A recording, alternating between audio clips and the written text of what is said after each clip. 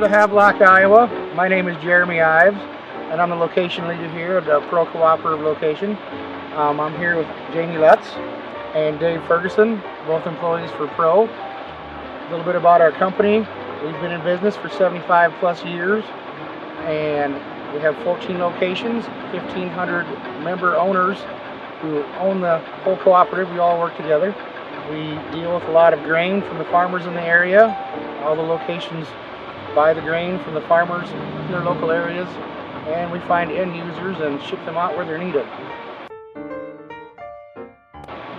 Dave Ferguson, I'm a crop production specialist here at Havelock location. We started bean harvest about three and a half weeks ago, and we anticipate wrapping it up in the next 2 to 3 days, weather permitting. We went in the spring with a good moisture profile. Got an early planting date. A lot of beans went in the last 10 days of April, which is a little earlier than normal, but good growing conditions, good seed bed, good emergence on the crops, good weather. June and July was a little hot, a little dry. We caught some rains in August. We've had a really good bean crop this year. So the beans you see behind us, we buy from our farmer owners.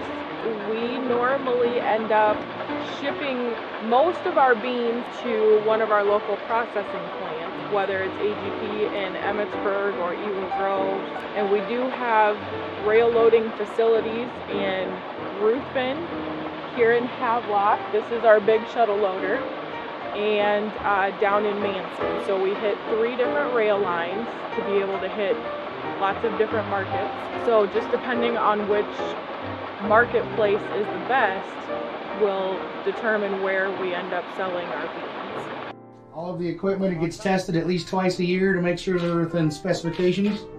We take grain quality very seriously here. Try to keep it as good as we can and make sure we get the official grades. Yes, we have inspectors that come here and actually work in this facility and take the grades. They work the samples from each train car, and they'll give us the grades on site within about 5 minutes of after each train car is loaded. We have a receiving pit here. It's been covered up for the night, and then the big one over here. The trucks and tractors and wagons will come up here. We can dump it. This one is a corn pit. Now it's a soybean pit. They go through the pit and up these big legs, and we can put it in whatever bin we'd like. And we can transfer between bins and do what we need to do with the grain to put it in the right position.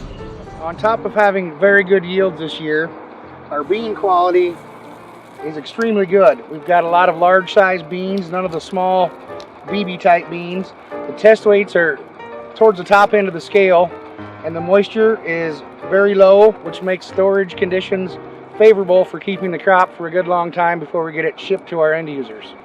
Some of our bean storage, we didn't get all of our last year's crop moved, so we needed the space for the beans, so we piled them out here in the ground.